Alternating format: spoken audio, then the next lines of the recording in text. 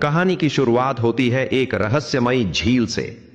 उस झील के बीचों बीच बसा था एक छोटा सा टापू, और टापू पर था एक सोने से बना चमकता हुआ पहाड़। हर दिन गांव वाले उस झील के किनारे खड़े होकर उस सोने के पर्वत की पूजा किया करते थे। और उस पर्वत का रखवाला था ज्ञान भाई, जो पिछले 20 सालों से उस टापू की रक्षा कर रहा था। एक दिन ज्ञान भाई ने दो नए वीरों को बुलाया, राइस्तार और अज्जू भाई। वो बोला, अब समय आ गया है कि तुम दोनों इस पर्वत की रक्षा करो। अब यह जिम्मेदारी तुम्हारी है। राइस्तार ने सुबह की रखवाली संभाली और अज्जू भाई ने रात की। लेकिन उसी रात एक खतरनाक और लालची गुंडा उस टापू पर नजरें गाड़ चुका था। टाइटन। वो एक वहशी इंसान था जो लड़कियों को कैद करके रखता और उनके साथ बुरा बर्ताव करता। टाइटन ने प्लान बनाया, आज रात मैं उस टापू को लूट लूंगा। वो चोरी छुपे अंधेरे में टापू पर पहुंचा। अज्जू भाई पहरे पर था। अज्जू चिल्लाया, कौन है वहां? टाइटन हंसते हुए सामने आया और बोला, तेरी मौत।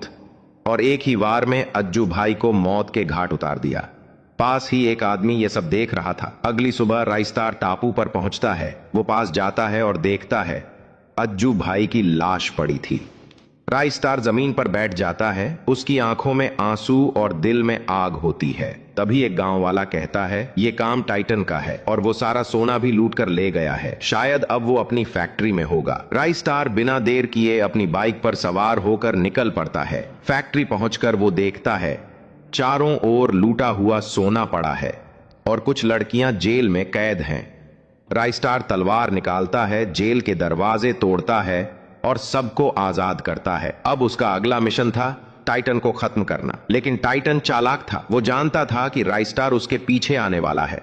इसलिए उसने अपना भारी ट्रक एक सुनसान रास्ते में सिर्फ एक जगह खड़ा कर रखा था, वहीं जहां से होकर राइस्तार को लौटना था।